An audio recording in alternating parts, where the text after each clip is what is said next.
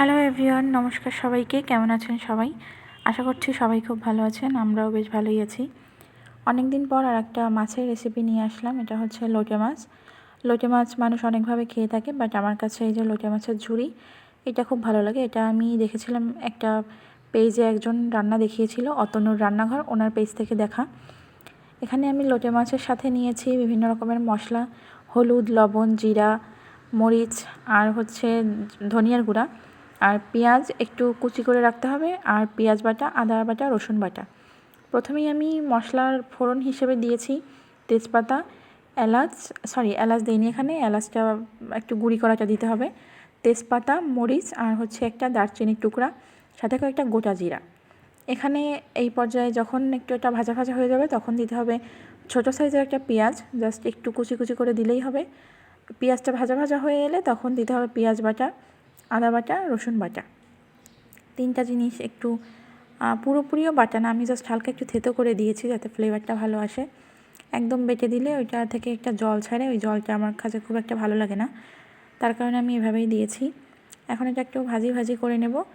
ভাজি ভাজি হয়ে গেলে তখন আমি এতে দিয়ে দিব হচ্ছে এই যে মশলাটা রেডি করে রাখছিলাম, সেই মশলাটা। এই পর্যায়ে এটাকে একটু নেড়ে চেড়ে দিতে হবে এবং মশলাটা যাতে পুড়ে না যায়, এজন্য এতে সামান্য পরিমাণে জল দিতে হবে। আমি এখানে কিছুটা জল দিয়েছি। জল দিয়ে মশলাটা জাস্ট একটু কষা কষা করে নিতে হবে। মশলাটা অনবরত নাড়তে থাকতে হবে এবং চুলার আঁচটা মিডিয়াম থেকে একটু লো থাকবে, যাতে পুড়ে না যায় এবং মশলাটা ভালোভাবে কষা হয়ে আসে। মশলাটা যখন এরকম লাল লাল হয়ে আসবে বা তেল ছেড়ে দিবে, তখন এখানে মাছগুলো দিতে হবে। যেহেতু এটা একটু মানে ভাজা ভাজা হবে, যার কারণে আমি এখানে একটু ঝালটা বেশি ইউজ করেছি, তা না হলে আমাদের কাছে খুব একটা ভালো লাগে না। মাছগুলো দিয়ে দিব। মাছগুলো সুন্দর করে দিয়ে দিয়েছি। দিয়ে এখন আমি এটাকে ঢাকনা দিয়ে রাখবো 7 মিনিটের মতো। বাট আমার একটু কম রাখা হয়ে গিয়েছিল, আপনারা 7 থেকে 8 মিনিট রাখবেন। চুলার আঁচটা মিডিয়াম লোতে থাকবে। 8 মিনিটের মাথায় খুললে ভালো হতো, বাট আমি এটা খুলেছিলাম অলমোস্ট 6 মিনিট। 6 মিনিট পরে খোলার পরে মাছটা খুব ভালোভাবে ছাড়ছিল না, যেহেতু লোটে মাছ, এর গায়ে একটা বড় কাঁটা থাকে, বাকিগুলো হচ্ছে অনেক নরম থাকে। আর এই মাছটা খেতে অনেক সুস্বাদু। এইভাবে আপনি আস্তে আস্তে করে কাঁটাটা ছাড়িয়ে দিতে হবে। যদি কাঁটাটা সুন্দর করে ছাড়াতে হবে খুব সাবধানে, তা না হলে ভেঙে যাওয়ার ভয় থাকে। মাছ ভাঙলে সমস্যা নাই, যেহেতু মাছের ঝুরা হবে, বাট কাঁটাটা ভেঙে গেলে ওইটা তরকারির সাথে মিশে যায়। এই কারণে একটু সাবধানতার সহিত কাঁটাটা ছাড়াতে হবে। আমার এখানে একটু শক্ত থেকে গিয়েছিল, আমি যদি এটাকে আরও 2 থেকে 3 মিনিট পরে ওপেন করতাম তাহলে আরও ভালোভাবে হয়ে যেত। এটা আপনারা খেয়াল রাখবেন অবশ্যই।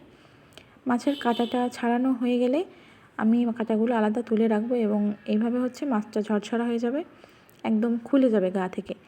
পরবর্তীতে যখন এরকমভাবে জলটা শুকিয়ে আসবে, একটু নাড়াচাড়া করতে হবে, তা নাহলে তলা থেকে লেগে যাবে। এবার আমি একটু গরম মশলা দিয়েছি, ওই যে এলাচ, দারচিনি, লবঙ্গ, বিভিন্ন কিছু গুঁড়ি করা এখানে শাহি গরম মশলা যেটাকে বলা হয়, দিয়েছি। দিয়ে আমি এটা একটু নাড়াচাড়া করে নামিয়ে নেব।